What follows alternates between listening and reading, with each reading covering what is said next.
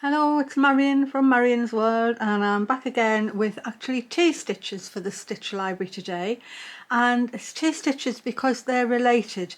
They're all part of what's called either the feather stitch, fly stitch, blanket stitch library of stitches, in that they're all loop stitches, and these are so similar and I use them quite a lot.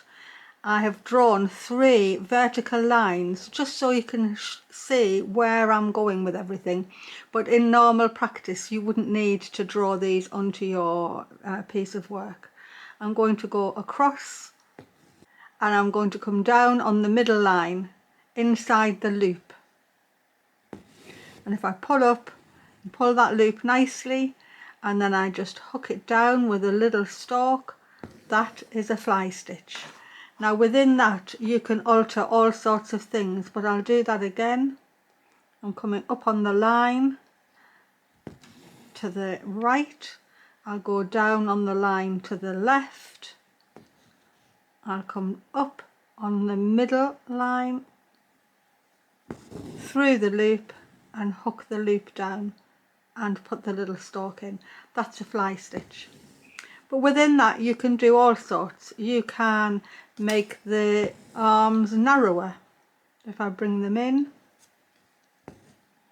and I still do the same length of stitch,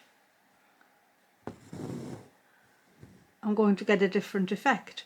I can hook the loop down right underneath, or I can make a really long stalk.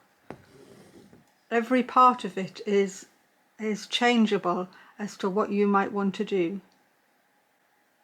You can do them close together. So if I do another one, I'll come up right on the bottom of that stalk. And if I just do a small piece to hook it down, and then come straight back up underneath, you don't have to do it in such a thick thread. This is just some soft variegated cotton and I'm using it in my crewel needle. And you can see if I went on like that, it would make a really nice edging for a piece of work, a nice, just all sorts of things that you can do with it. But that's it when it's closed up together like that.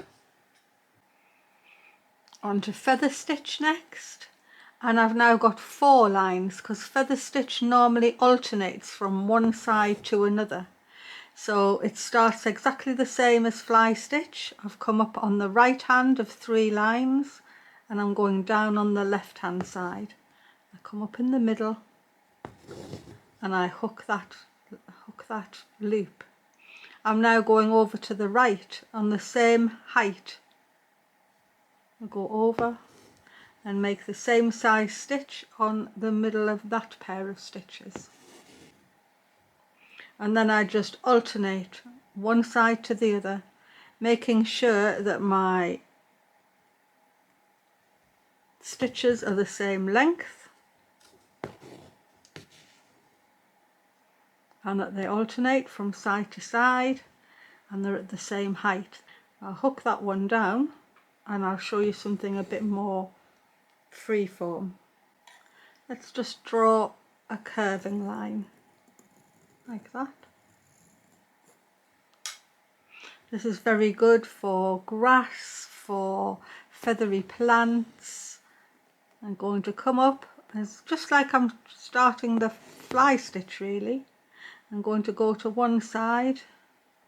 I'm going to make sure that my needle comes up on the line that I'm going for. I'll go to the other side. Come up on the line again. This time I'm going to be just doing it a little bit more irregular. So maybe I will do 2 on the outside. And I'll still come up on the line, which is now going to look like a stalk of a flower or a stalk of a piece of grass. And I just keep going on. I can alternate twice on this side if I want. In fact, you can do whatever you like with feather stitch. It is really beautiful and it's really easy. As you can see, I keep the tension on with my other hand. Obviously I'm left-handed, so I'm stitching with my left, but my right hand is always keeping the tension on the thread, and it keeps my stitches even. And now you can see how feather stitch can make a beautiful curving line, alternating one side to another as far as you want to go.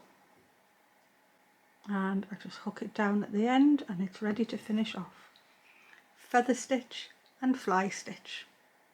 Thanks for watching.